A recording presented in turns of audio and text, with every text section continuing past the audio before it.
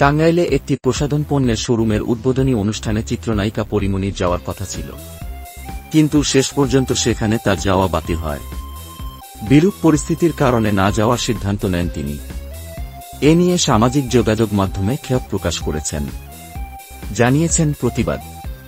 পরীমনি টাঙ্গাইল যাওয়ার খবরে গতকাল শুক্রবার হেফাজতে ইসলাম বাংলাদেশ টাঙ্গাইল জেলা শাখার যুগ বিষয়ক সম্পাদক ও জাতীয় ওলামা মাশায়েখ আইমা পরিষদ কালিহাতী উপজেলার সভাপতি মুফতি সুলাইমান হাবিব তার ফেসবুকে একটি পোস্ট দেন। আয়োজক প্রতিষ্ঠানের স্বত্বাধিকারী মীর মাসুদ রানা জানান, গত বৃহস্পতিবার রাতে শরীফুল ইসলাম নামক একজন প্রথমে ফোন করে জানান তারা পরীমনিকে এনে অনুষ্ঠান করতে দেবেন না। বাধার মুখে পরীমনি টাঙ্গাইল না যেতে পারার খবর প্রকাশ্যে আসার পর থেকে তা নিয়ে দিনভর আলোচনা হয়।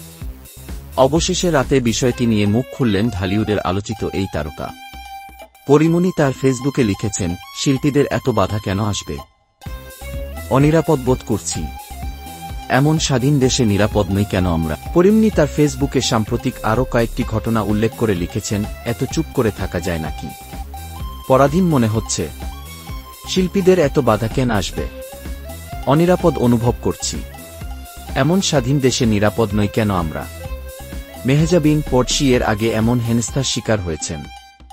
ধর্মের দোহাই দিয়ে কি প্রমাণ করতে চলেছেন তারা? কি বলার আছে আর? এ দেশে সিনেমা বিনোদন সব বন্ধ করে দেওয়া হোক তাহলে কি আমরা ধরে নেব আমরা ইমোশনালি ব্যবহার হয়েছিলাম তখন, নাকি এখন হচ্ছি? কোনটা?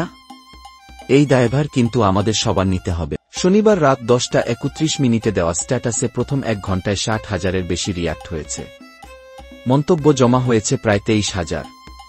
শেয়ার হয়েছে 3,500। কয়েকদিন ধরে টাঙ্গাইলে শোরুম উদ্বোধনের খবর ফেসবুকে প্রচার করছিলেন পরীমনি।